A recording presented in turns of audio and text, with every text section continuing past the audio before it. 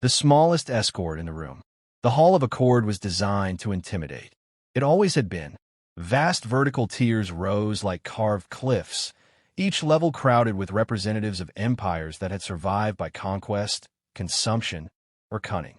Gravity fields subtly shifted by species section. Atmospheres blended in controlled layers.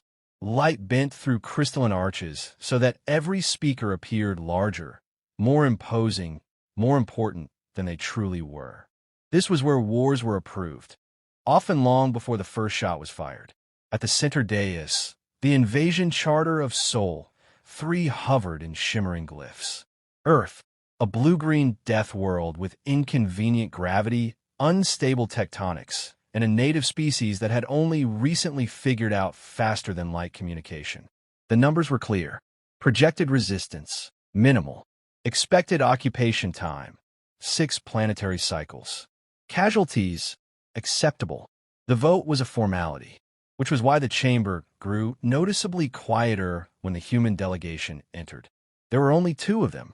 Ambassador Celine Ward walked first, posture straight, expression neutral, clad in a simple dark uniform devoid of medals or ornamentation. She carried no data pads, no ceremonial objects, no signs of tribute or submission. Behind her walked a single human male. No powered armor, no visible weapons, no rank insignia beyond a small patch on his shoulder.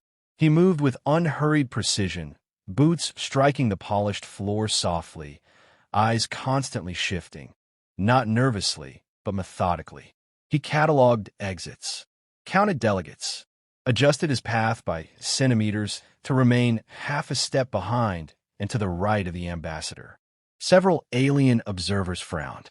"That's it," muttered a Car Dominion officer, mandibles flexing in irritation. One guard. The Car were a warrior species, towering and plated, their honor bound to visible strength. Their own diplomats traveled with squads of armed sentinels and threat specialists. To arrive at the Hall of Accord with anything less was considered either an insult or confession of weakness. A ripple of low-frequency laughter spread through the chamber as the humans reached their assigned position. Ambassador Ward inclined her head politely to the presiding speaker.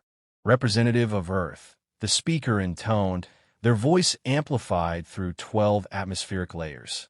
"You may address the assembly before the invasion charter is finalized." Ward stepped forward alone. "My people thank the Concord for granting us this opportunity," she said calmly. "I will be brief." Her voice did not shake. Her pulse, displayed discreetly on biometric overlays available to security analysts, remained steady. "We are here to clarify a procedural matter regarding the Charter's enforcement parameters." Several delegates exchanged amused glances. Procedural matters were the last refuge of the defeated. Behind her, the Human Bodyguard stopped moving entirely. Environmental scanners registered something odd. His respiration slowed. Muscle tension shifted, not toward aggression, but readiness. Like a predator settling into tall grass. A senior analyst flagged the reading, then hesitated.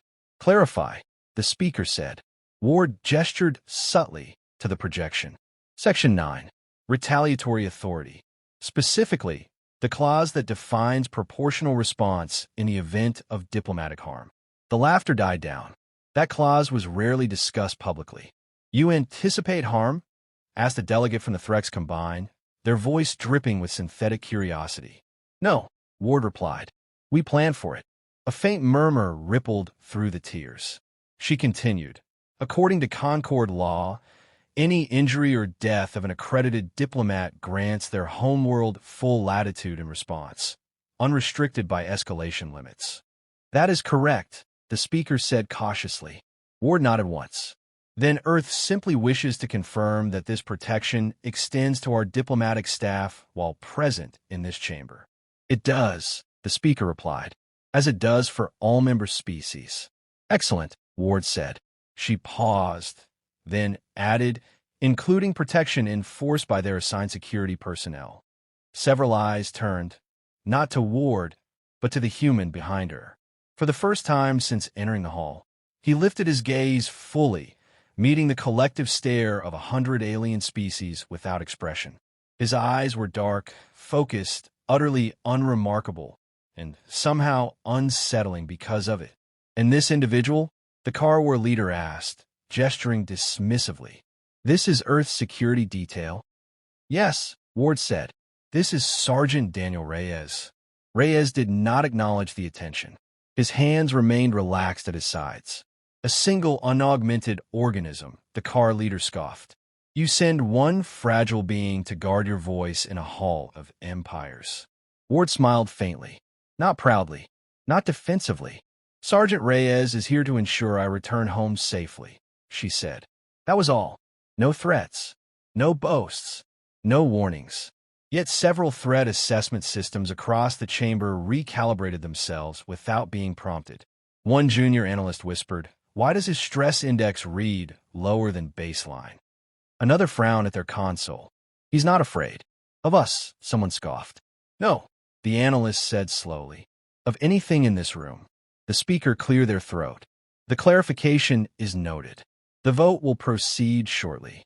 Ward inclined her head again and stepped back. As she did, a delegate from a minor rating species made a sharp, aggressive gesture, a display meant to intimidate weaker worlds. Reyes shifted, not forward, not back, just a single half-step sideways, placing himself more squarely between the gesture and the ambassador. The delegate's threat display sensor spiked, then flatlined into panic. The gesture stopped mid-motion. Reyes never looked at them. Across the chamber, an old Car strategist leaned toward his aide and murmured a question that would quietly delay the invasion vote for the first time in Concord history. "Why?" he asked, watching the human with narrowing eyes. Would a species send a single warrior to watch over their diplomat, unless they were very certain of the outcome? The aide had no answer, and for the first time that cycle, the invasion of Earth did not feel inevitable. The cost of a human. The delay was supposed to last 12 minutes. That was how long procedural reviews normally took, just enough time for subcommittees to exchange formal objections and then rubber stamp the inevitable. The invasion of Earth should have resumed before the ambient lighting even finished its cycle. Instead, the Hall of Accord went into restricted analysis mode. Data curtains sealed off the upper tiers. Independent intelligence nodes spun up without public authorization. Species that had not shared military secrets in centuries quietly opened classified archives. All because of one human standing behind a diplomat. In the Car Dominion's tactical chamber, projections of Sergeant Daniel Reyes rotated slowly in 3 dimensions. Height, unremarkable. Mass, moderate. Augmentation, none. Genetic modification, negligible. "He does not even wear armor," scoffed War Commander Zark. "What threat could he possibly represent?" "Contextual threat," replied strategist Velkesh, voice low. "Not physical, symbolic." They began where protocol demanded background verification. Reyes was not ceremonial. He was active duty. Combat deployments appeared across hostile environments. Vacuum engagements aboard breach stations, urban suppression on high-gravity worlds, extended operations without resupply. Survival rates in units attached to him were anomalous. "Statistical outlier," one analyst muttered. "Casualties drop when he's present." "That is correlation," Zark snapped. "Then explain this," Velkesh said, highlighting an engagement. 37 hostiles. For humans. Mission success. No fatalities. That violates predictive models. "So does his heart rate," another analyst added. Medical telemetry from passive scans filled the air. Baseline pulse, low. Cortisol response, minimal. Adrenal spikes occurred only after injury, not before. "He doesn't fear pain," the medic said quietly. "He anticipates it." More files surfaced. Psych evaluations flagged repeatedly, but never disqualified him. Phrases repeated across decades of assessments. "Unusual calm under threat." "Exhibits protective fixation toward assigned principles." "Displays controlled aggression only when lines are crossed." One note was underlined 3 times. "Subject demonstrates escalation only after de-escalation fails." Once escalated, does not disengage. The car fell silent. On the opposite side of the station, Concord behavioral analysts took a different approach. They studied human history. It was not the wars that unsettled them. It was the aftermath. Humanity did not simply defeat enemies. They remembered them. Conflicts that should have ended in surrender dragged on through generations because humans refused to accept unresolved threats. Observe this pattern, an analyst said, highlighting a timeline. When attacked without provocation, humans do not pursue parity. They pursue finality. And their diplomats, another asked. The analyst hesitated. Sacrosanct. Historically, any harm to envoys triggers disproportionate retaliation. They glanced toward the chamber feed. Ambassador Ward sat calmly, hands folded, eyes forward. Reyes stood behind her, unmoving. A junior observer asked the question no one wanted a voice. If he is just a guard, what do their soldiers look like? No one answered. Back in the hall, whispers had replaced laughter. Threat assessment AIs recalculated invasion outcomes, incorporating new variables. Human response behavior, civilian resistance likelihood, long-term insurgency models. Numbers shifted. Green projections faded into amber. Amber crept toward red. Projected success dropped to 71%, and still falling. A delegate from the Illith Hive leaned toward their counterpart. Why hasn't the human moved? He doesn't need to, the other replied. He's already positioned himself. Indeed, Reyes had subtly altered his stance since the session began. His field of vision covered every approach to Ward. His weight rested on the balls of his feet, posture relaxed but coiled, like a machine waiting for a switch to flip. Then it happened. A Threx envoy, irritated by the delay, rose abruptly and advanced 2 steps toward the human delegation, frills flaring in a dominance display meant to cow lesser species. Security systems tensed. Reyes turned his head. That was all. Not his body. Not his hands. Just his gaze, locking onto the Threx envoy with cold, measured focus. The envoy froze. Pheromone sensors spiked. Stress markers surged. The Threx's neural implants dumped a cascade of warning signals straight into their brain. Predator attention acquired. The envoy took a step back.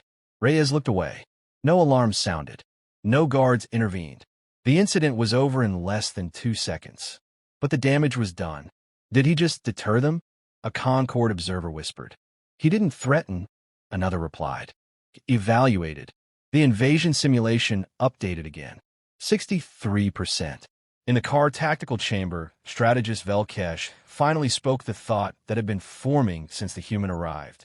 If this individual is assigned to protect a speaker, he said slowly, then their military doctrine assumes diplomats are in danger by default. And if diplomats are considered high-risk positions, another strategist added, then humans expect negotiations to fail. Zart's mandibles clicked uneasily. And if negotiations fail, Velkesh finished, they're already prepared for what comes next. Across the Hall of Accord, Ambassador Ward rose as the speaker called the session back to order. Reyes shifted with her, perfectly in sync. The invasion vote had not yet been canceled, but something far more dangerous had begun to spread among the empires. Doubt, and with it, a question none of them could answer. If this was the cost of a single human, what would the price of angering their entire species be? The war that never happened. The emergency session was called without ceremony. No banners, no audience feeds, no historical record markers activated. When the highest-ranking members of the Car Dominion War Council appeared in the sealed chamber, it was not as conquerors preparing for expansion, but as tacticians confronting an outcome they no longer controlled. The projection of Earth rotated slowly at the center of the room. Run the scenario again, War Commander Zark ordered. The simulation restarted. Phase 1, orbital dominance achieved. Phase 2, planetary insertion successful. Phase 3, organized resistance collapsed within 6 cycles. The model paused. Then it continued because someone had added a new variable. Human response, post-occupation. The projection fractured into 100 red lines. Supply routes failed first, not through direct attack, but sabotage. Fuel convoys vanished. Relay stations went dark. Occupation forces remained intact and increasingly irrelevant. Explain, Zark demanded. The humans do not prioritize reclaiming territory, strategist Velkesh replied. They target function, infrastructure, logistics, morale. Casualty numbers climbed, not from battles, but from attrition. Human civilians disappeared into terrain considered uninhabitable by car standards. Urban centers became traps. Every street, every ruin, every abandoned facility turned hostile. Escalate force, Zark snapped. The simulation complied. Orbital strikes. Population suppression. Exemplary punishment. The result was worse. The human response changed. Reprisal markers appeared, far beyond Earth's orbit. Trade hubs. Communication nexuses. Neutral systems that had supported the invasion through material or silence. They are exporting the conflict, Velkesh said grimly. They do not contain war. They share it. A final projection appeared. Estimated conflict duration, indeterminate. Projected regional destabilization, catastrophic. Zark stared at the data, mandibles slowly tightening. And this, he said, is if their diplomat survives? Velkesh nodded. If the diplomat is harmed, he added quietly, the models break. Silence followed. Back in the Hall of Accord, the atmosphere had shifted. Delegates no longer spoke openly. They whispered, cross-referenced, consulted private feeds. The invasion charter still hovered, but it looked smaller now, less certain. Ambassador Ward stood when acknowledged. She did not grandstand. She did not accuse. She simply spoke. Earth understands that fear often drives preemptive war, she said. We also understand the desire for control. We share a galaxy with species who see expansion as survival. Her eyes moved across the chamber, not pleading, not defiant. Humanity does not seek conflict, she continued, but we are thorough when forced into it. A murmur rippled. The Car War leader rose to his full height, plating gleaming beneath the chamber lights. You bring no fleet, he said. No armada. No deterrent force. Only words and one unarmed guard. Is this meant to dissuade us? Ward considered him for a moment. No, she said. It is meant to inform you. She gestured, subtly, to the man behind her. Sergeant Reyes is not here to threaten anyone. He is here because negotiations are dangerous, and humans do not send their diplomats into danger unprotected. The war leader's gaze shifted to Reyes. For the first time, he truly looked. The human stood relaxed, weight balanced, eyes attentive. He did not posture. He did not attempt to appear larger. He did not radiate hostility. He radiated certainty. The war leader felt something unfamiliar coil in his chest. Not fear of death, fear of consequence. What happens, the leader asked slowly, if this invasion proceeds? Ward did not answer immediately. When she did, her voice was even. Then you may take Earth, she said. Eventually, that causes stir. But you will never hold it, she continued. And we will not stop with you. The words were not a threat. They were a statement of process. Behind the scenes, Concord AIs updated their projections in real time. The invasion's projected benefit curve dipped below zero. Delegates noticed. A Illith Hive representative withdrew their support. Then another. Then a third. The speaker's tendrils twitched in alarm. Proceed to the vote, they said quickly. Panels lit across the chamber. Green, red, abstain. The tally hesitated. Then the reds outnumbered the greens. A shockwave of stunned silence followed. The speaker stared at the results, then announced what had not happened in centuries. Invasion charter withdrawn. The words echoed. Withdrawn. The Car War leader closed his eyes briefly. Reyes exhaled for the first time since entering the chamber. It was not relief. It was completion. As delegates began to disperse, whispers followed the human like a shadow. He never threatened us. He never moved. He never needed to. Ambassador Ward gathered her materials and turned to leave. Reyes fell in behind her, perfectly positioned as always.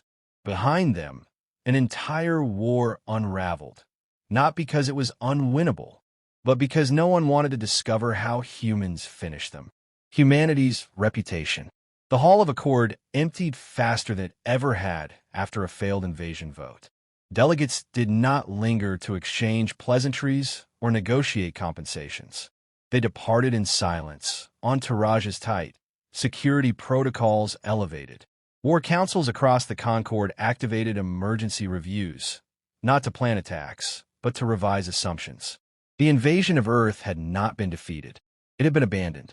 Ambassador Celine Ward walked the long departure corridor with measured steps, her expression composed until the chamber doors sealed behind them. Only then did she allow herself a slow breath. "Status?" she asked quietly. Sergeant Daniel Reyes glanced at his wrist display, then at the corridor ahead. "All transit lanes clear. No active threat indicators." "You're safe, ma'am." She nodded. "Thank you, Sergeant." They continued in silence for several paces. Behind reinforced observation glass, a pair of Concord officials watched them go. One was old enough to remember when humanity had first petitioned for contact. Back then, Earth had been cataloged as noisy, divided, and dangerously inventive, but hardly exceptional. The official broke the silence. "That was not intimidation," they said. "No," the other agreed. "That was disclosure." In a private chamber above the hall, the speaker convened an emergency policy council. The data on their displays no longer showed invasion routes or casualty estimates. Instead, they showed risk thresholds. Human diplomatic doctrine, the speaker said, relies on deterrence without declaration. They did not threaten force, one advisor noted. They demonstrated restraint. And in doing so, another added, they forced every empire here to imagine the alternative. The conclusion was unavoidable. New protocols were drafted within the hour. Human diplomats are to be considered high-value, stabilizing assets. Any harm to them constitutes immediate strategic escalation. Visible human military presence, regardless of scale, is to be treated as a deterrent signal. A junior clerk hesitated before submitting the final update.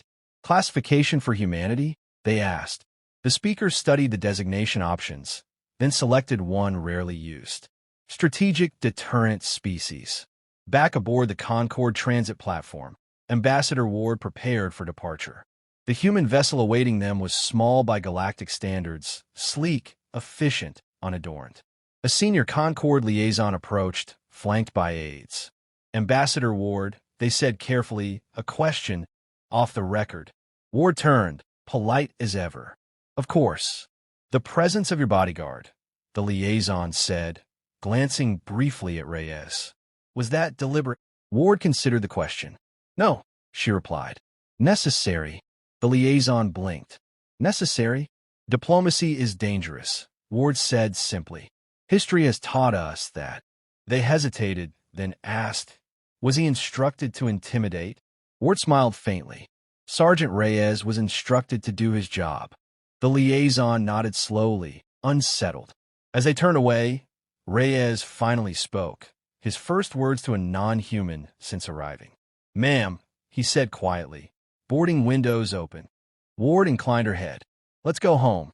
As the human vessel disengaged and slipped into transit, conversations rippled outward across the Concord. Stories spread. Humans do not posture. Humans do not warn. Humans arrive already prepared for failure. In military academies, case studies were revised. The invasion of Earth became a footnote, not as a loss, but as a lesson. Do not provoke a species that assigns predators to protect its negotiators. Back on Earth, no celebrations were held. No broadcasts announced victory. Most of humanity never knew how close war had come. That, too, was part of the design. Weeks later, in a Car Dominion War college, a cadet reviewed the archived footage of the failed invasion session. They paused the feed on a single frame, the human bodyguard standing behind his ambassador, hands relaxed, eyes alert. "Why did the invasion collapse?" the cadet asked their instructor. The old strategist answered without hesitation. "Because we realized something too late," they said. "And what was that?" "That humans consider diplomacy the last step before war," the instructor replied. "Not the first." The cadet stared at the image. He didn't even fight. "No," the instructor agreed. "He didn't have to." Across the galaxy, human embassies quietly updated their security rosters. Not with armies, not with fleets, with individuals, men and women trained to stand silently behind words and ensure those words were taken seriously. Because the galaxy had learned the truth. The war ended before it began.